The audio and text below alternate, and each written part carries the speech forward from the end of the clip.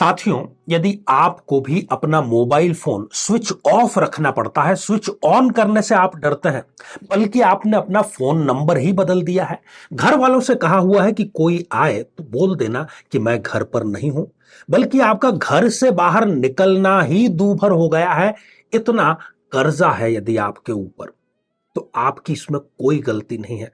आपकी गलती होती, आपकी फाइनेंशियल प्लानिंग की गलती होती, तो शायद आप कभी पैसा कमाते ही नहीं। कभी आप अपने फील्ड के सिकंदर थे, परंतु शायद राहु, केतु, शनि या मंगल, इनके पाप प्रभाव ने आपको ऋण के कुचक्र में डाल दिया है। अब आप निकल नहीं पा रहे हैं, तो अवसर आपके समक्ष है। जी हां, 17 जून 2023 को पितृ अमावस्या है और एक अनुष्ठान जो कि आपके जो ये धन का घड़ा है, इसके छेद को भरने का कार्य करेगा, नए आय के स्रोत उत्पन्न करने का कार्य करेगा और आपको कराएगा ऋण से सदैव सदैव के लिए मुक्त।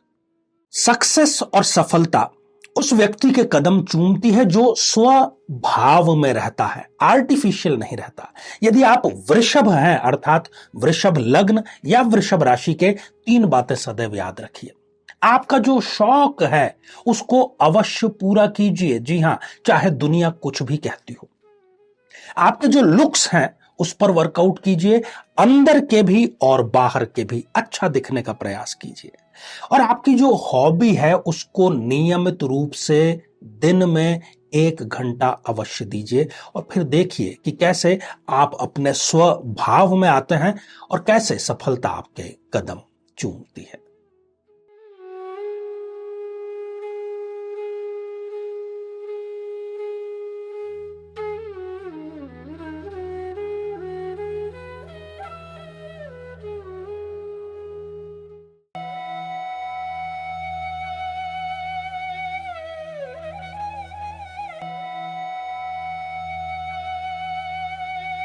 तो मेरे बहुत ही प्रिय और बेहद सम्मानित साथियों, हृदय की असीम गहराइयों से अभिनंदन, बहुत बहुत हार्दिक स्वागत।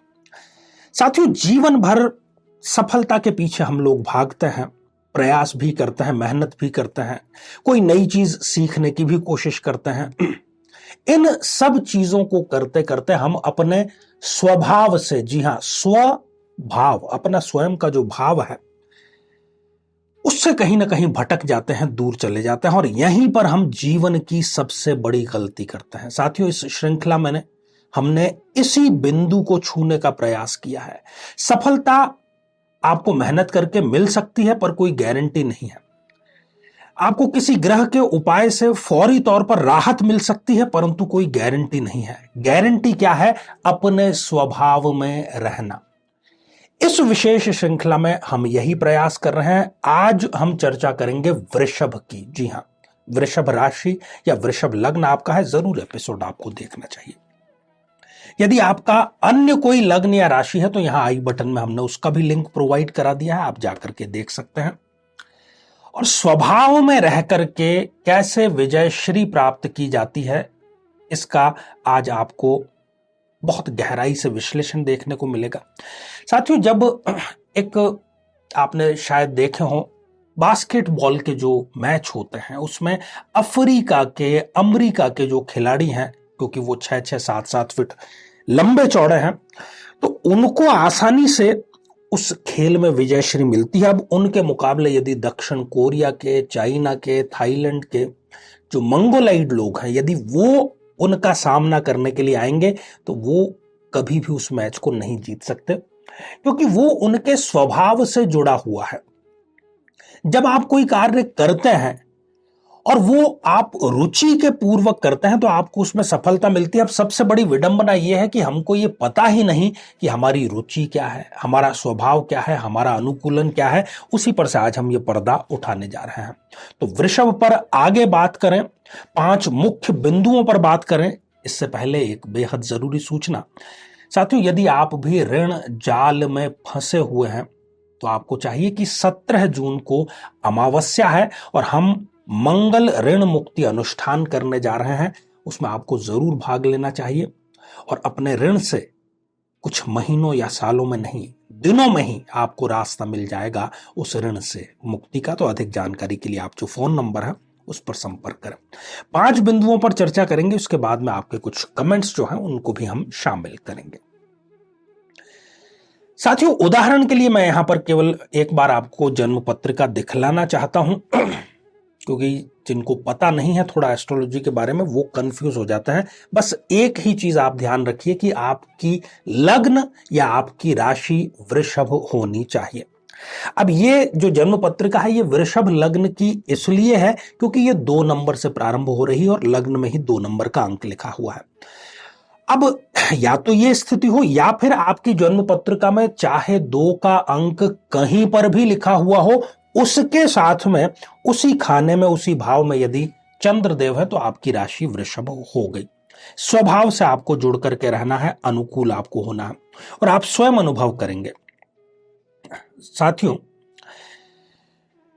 जो मालिक को मंजूर हो यदि वही हम करते हैं ना, मुझे अमिताभ बच्चन जी का एक डायलॉग याद आ रहा है, कई बार वो अपने इंटरव्यू में बोलते हैं। डायलॉग क्या मतलब, उनका एक जीवन का फलसफा है कि मन का हो तो अच्छा, पर मन का ना हो तो और भी अच्छा, क्योंकि जो मन का नहीं है वो हमारे मन का नहीं है, परमपिता परमेश्वर के मन का है।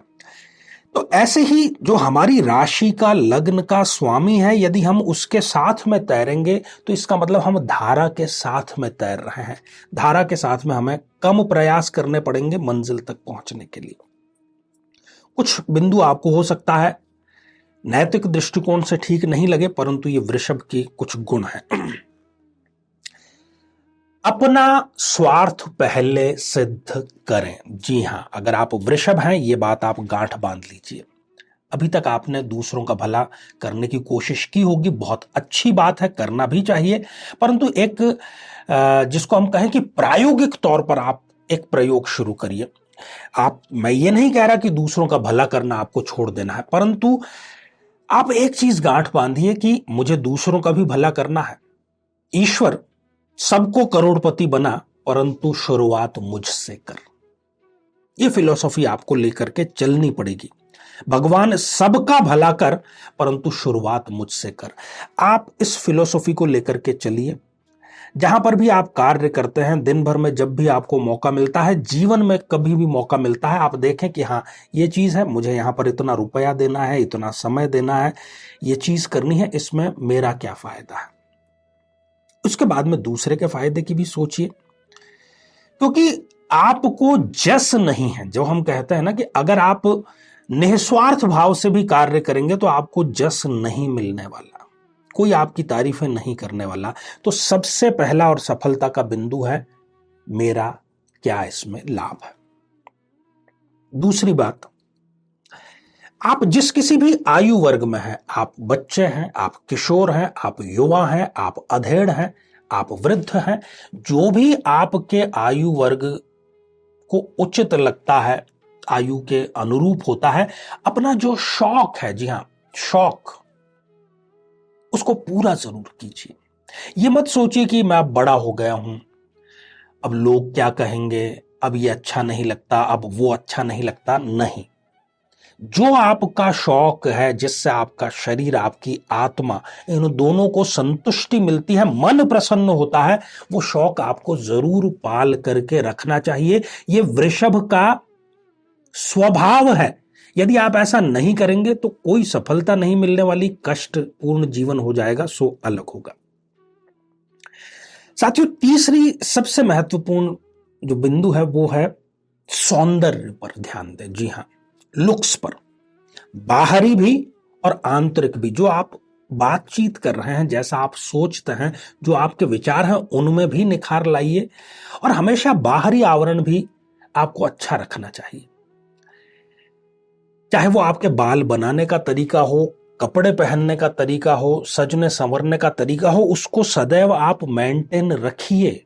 वृषभ का यह स्वभाव है। यदि आप बेतरतीब रहेंगे, गंदे रहेंगे, पुराने कपड़े आप पहन के रहेंगे कि भाई अब क्या सजना संवरना, सफल नहीं हो पाएंगे। अब आप ये सारी चीजें करके देखिए और आप स्वयं मुझे कमेंट्स में बतलाएंगे कि हां ये हुई ना बात, अब आ रहा है जीवन जीने में मजा।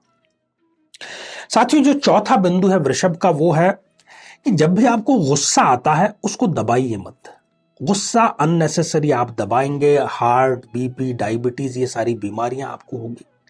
और गुस्से को आप अगर करीने से, संतुलित तरीके से यदि आप उसको रिलीज करते हैं तो मुझे नहीं लगता कि कोई बहुत बड़ा दुष्परिणाम आप पर या किसी और पर आने वाला है। तो गुस्से को दबाना बिल्कुल भी नहीं है कि आपको गुस्सा बड़ा आया पर उस सारे गुस्से को आपने जब्त कर लिया, तो वो आपने ही अपने आप के ऊपर गुस्से को ओढ़ लिया। हर बार ये बात सही नहीं होती है और वृषभ के लिए तो बिल्कुल भी नहीं होती। पांचवा और बड़ा ही मजेदार बिंदु है कि वैसे भी जो वृषभ है उसको कोई ना कोई कला अवश्य प्रिय होती है, तो जो भी आपको कला प्रिय है उसको समय दें। शौक अलग चीज है, जिसकी मैंने बात की वो हमारा एक पर्सनल मैटर है, परंतु कला जगत को आपको समय जरूर देना चाहिए। अपने मन को मारना नहीं चाहिए आपको बिल्कुल भी।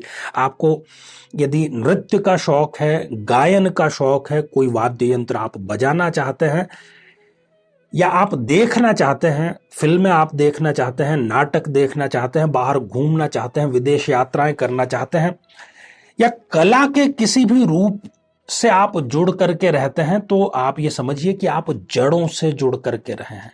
एक पौधा गमले में होता है, एक पौधा जमीन पर होता है।